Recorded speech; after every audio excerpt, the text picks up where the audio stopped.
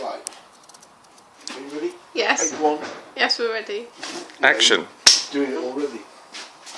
Well, here we have a 1959 Indian Chief motorcycle.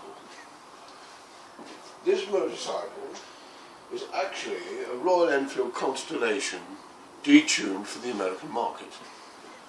And it was at the time when the American company Indian had finished trading, and so they had to badge English motorcycles to sell to the Indian dealers in America. I see. So as you can see, it's got small wheels with wide fat tyres on, and the large American style mudguard, and the American style big fat arse seat, and Too many big racks.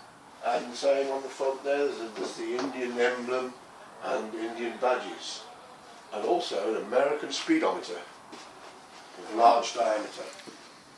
And also nice colour, very nice purple in colour. Originally they were done in America. The bloke in Norway, those there, and that's what those are. Oh. Smart. Anyway, this one is a 1957 Royal Enfield.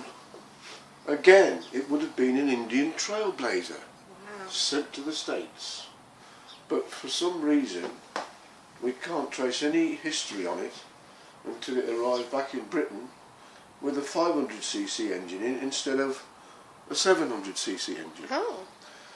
It came to me in a bit of a state, as did that one there as well, and we've resprayed it. Had to build the bottom end of the engine and the top end back up again because that wasn't in very good condition. But now it rides very nicely, and it's a 500cc twin. We call that a Meteor Minor. Now this one here, this brown one, came to me from a friend of mine, and it is a hybrid. It's a 1935 Royal Enfield V-twin side valve total loss oil engine.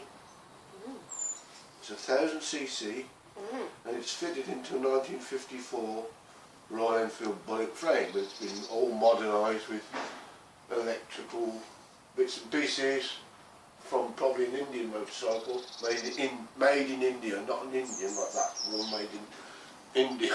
Indian Enfield. Yeah, Indian Enfield.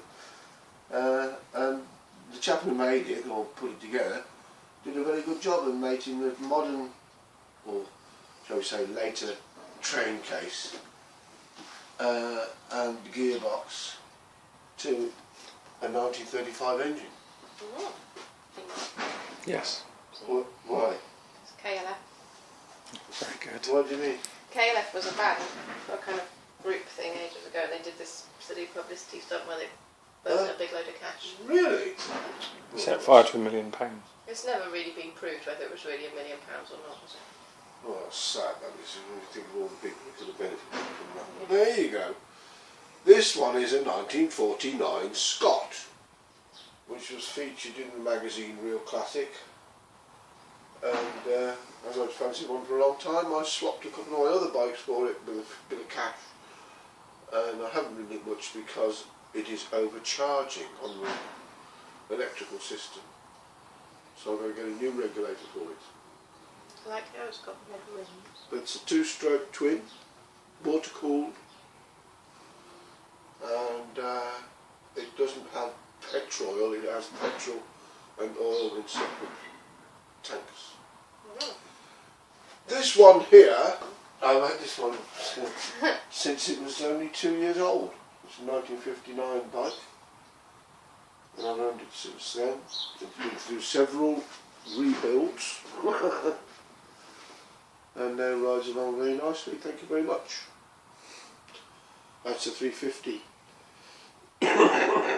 Royal Enfield Clipper. Now, but this one one of the suppliers makes a joined together barrel, so that's makes the engine more rigid. So we fitted that, so really the engine is as new. New silencers, but that's the original tank. Let's have the seat redone.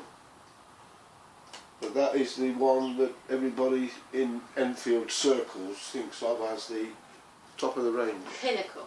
The pinnacle. The pinnacle of Enfield achievement. Well, yes. For a start, it's got a wet sump engine instead of a dry sump, which means all sorts of things to all sorts of people. Wow. But, you know. Is that the end of the tour? Well, I think we conclude the tour now.